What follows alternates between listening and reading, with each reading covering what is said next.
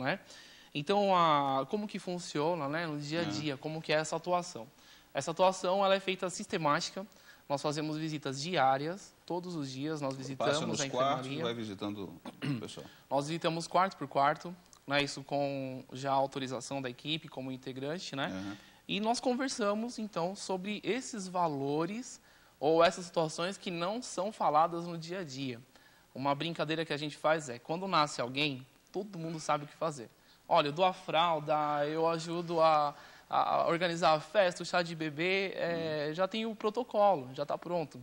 O que é diferente num caso como... Se eu vou no aniversário, eu dou a bexiga, eu faço isso, faço aquilo, então todo mundo sabe. Aí quando vem uma sentença, algo que vai gerar o aspecto da morte, pronto, todos ficamos perdidos. E o grande perigo nesse caso é que o paciente, o enfermo, fique mais isolado ainda, né? Então ele seja deixado de canto ali naquele mundo dele, porque as pessoas têm medo, por não saber o que falar, não saber como agir, não entender o que está passando por dentro dele, como trabalhar ou como elaborar aquilo. Eu imagino também que deve haver muito questionamento, né? Quer dizer, deve ser um momento em que a pessoa, quando eu digo questionamento, não é um questionamento íntimo, mas um questionamento de tentativa de negação, né? Dizendo, como é que isso pode acontecer comigo? A senhora não é possível, a senhora está errada, há alguma coisa errada nesses exames. Já passou por circunstâncias assim, doutora Ana? São muitos os questionamentos, muitos. A hora que a gente recebe o paciente... De ficar sempre se perguntando, por que comigo, né? Que você chega numa situação em que você pouco pode ajudá-lo do ponto de vista curativo, né? Existem muitos questionamentos. Primeiro, existe o questionamento nosso e da equipe em relação à nossa própria finitude. Será que isso vai acontecer um dia comigo? E se isso acontecer um dia comigo, como vai ser? Então, enfrentar o falecimento ou a finitude do outro nos faz pensar na nossa própria. Essa é uma grande dificuldade para todo mundo, eu acho. E a pessoa que está nessa condição se pergunta, por que eu? Por que aconteceu comigo e não aconteceu com o meu vizinho? Porque será que os médicos fizeram tudo certo? Será que eu recebi mesmo tudo aquilo, todo aquele tratamento? E, por fim, será que não existe um outro tratamento? Então, eles começam a procurar, o que é muito natural, outros tratamentos alternativos. Ou outras opiniões também. E outras opiniões. Então, ter uma segunda opinião, e além de eu trabalhar no Hospital das Clínicas, trabalho numa ONG que informa o paciente com leucemia e linfoma, uma segunda opinião é um direito do paciente. Entendi.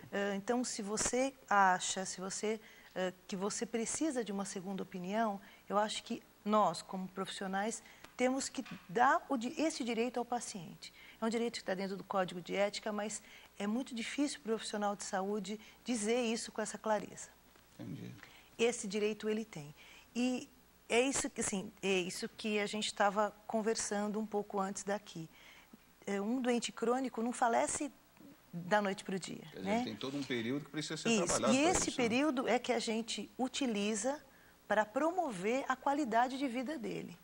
Então, com uma equipe multi, como o Roberto falou, em que a gente está sempre unido e a gente se ajuda também internamente, né? Tem momentos em que naquele dia eu não estou bem, ou então aquele paciente, por algum motivo, mexeu alguma coisa em mim, o emocional. Os médicos também são humanos. Eu passo né? para o capelão, o capelão passa para a enfermeira passa para a psicóloga, e isso é um crescendo.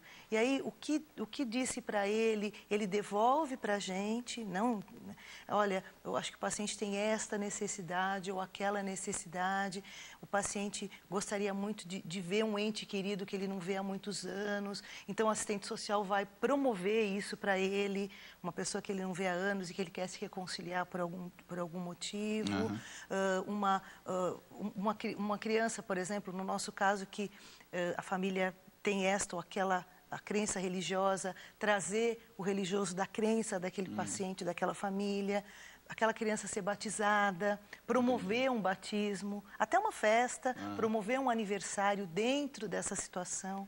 Temos aniversários, por exemplo, dentro do hospital. E todo mês se comemora o aniversário de todas as crianças, independente da situação em que ele se encontre. Coisa interessante, a doutora está dizendo o seguinte, que às vezes o profissional se questiona porque ele é preparado naturalmente para curar, né? Não para lidar com a informação de que não há cura para aquela doença que a pessoa, pela qual a pessoa está passando.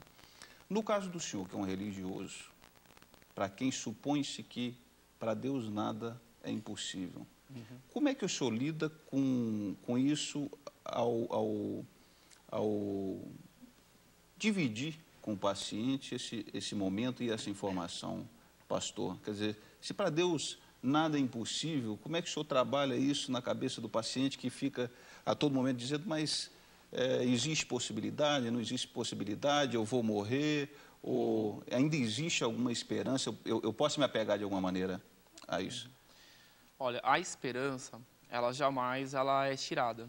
Então, nós partimos de um princípio bíblico, né? Nós nos apoiamos na própria palavra de Deus, o Deus, que muitas vezes é tido como esse Deus que é obrigado a satisfazer algum tipo de vontade minha, independente de todo o universo que Ele criou, né? Então, a própria palavra de Deus, ela diz que há tempo de nascer e há tempo de morrer, né? Então, é uma certeza que nós temos do nascimento e uma certeza que nós temos que um dia nós vamos morrer. Há tempo para tudo, né? Esse tempo, se nós observarmos a própria Bíblia, nós vamos ver caso, se você pega o caso, por exemplo, de Lázaro, que é tido como alguém que Jesus, né, o ressuscitou. Não, Jesus vai e o ressuscita. Um dia Lázaro morreu. Então, assim, o Deus que está conosco, ele tem que ser muito mais relacional, muito mais pessoal do que alguém que se ausenta do meu momento de dor, ou de alguém que não está me recompensando por aquele momento de dor. Então, é como eu falei, assim como aqueles que estão à volta tendem a se afastar por não saber lidar com a situação, o próprio paciente, o próprio enfermo, ele pode chegar a concluir que até o próprio Deus o deixou de lado. Quando o que a Bíblia diz, se nós formos lá em Salmos, que Deus o assiste na sua enfermidade, assiste a pessoa na sua enfermidade, ele afofa a cama.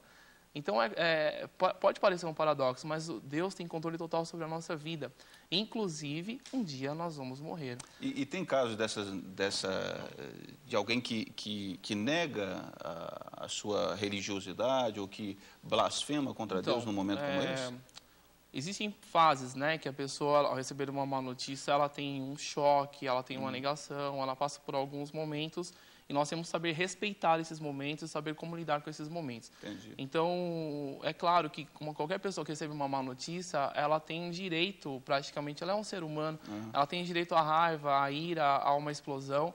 O que cabe a nós, que estamos ali em volta dela, é começar a ajudá-la a elaborar, a trabalhar isso que ela teve, para que ela possa, então, buscar um conforto. Então, nossa palavra-chave dentro de um hospital, ela não é a palavra cura. Nós não entramos ali prometendo ou oferecendo cura física ou outras coisas. Mas existe um tipo de cura que nós buscamos, sim. É a cura da alma. Porque o medo, a ansiedade, a angústia, tudo isso vem à tona. Quando nós paramos com essa atividade toda que nós temos na vida e, de repente, a gente se vê num leito de enfermidade... E para, que é aquele momento que ele pode refletir sobre muitas coisas. A vida parou, automaticamente a gente vai olhar para dentro de si. Olhando para dentro de si, eu vou começar a descobrir quem eu sou. O que eu faço? O que eu deixei de fazer? E aí eu não vou ter muita resposta. Há um outro versículo que diz que Deus plantou no nosso coração a eternidade, o anseio pela eternidade. Então, o próprio homem sempre tem um vazio que ele procura completá-lo de alguma forma. Mas quando chega a hora dele entender o que é a eternidade, ele se fecha pelo medo. Eu vou dar um exemplo, nós vemos alguns casos assim, que a gente vivencia todos os dias. Então, a doutora Maria Goretti, com quem nós trabalhamos ali, ela tem algumas frases assim, que são interessantes. Uma delas o paciente está por um fio de nylon. O que seria um fio de nylon? Um fio de nylon é aquele fio de pesca, que ele é transparente, mas é muito resistente. E, nesse momento, ela dá um toque para nós, da capelania e também para a psicóloga, olha, é o momento de vocês atuarem. E nós entramos... Então, naquele quarto, naquele leito, aquela pessoa que está ali, e nós vamos tentar descobrir, e não de forma interrogatória, mas de uma forma com muita amizade, que como a visita é sistemática, nós criamos um vínculo com as pessoas. E a gente vai tentar entender o porquê daquele fio de nylon ali, ou seja, por que aquela pessoa não está partindo. Para mim, como cristão, tem sido uma experiência muito gratificante, porque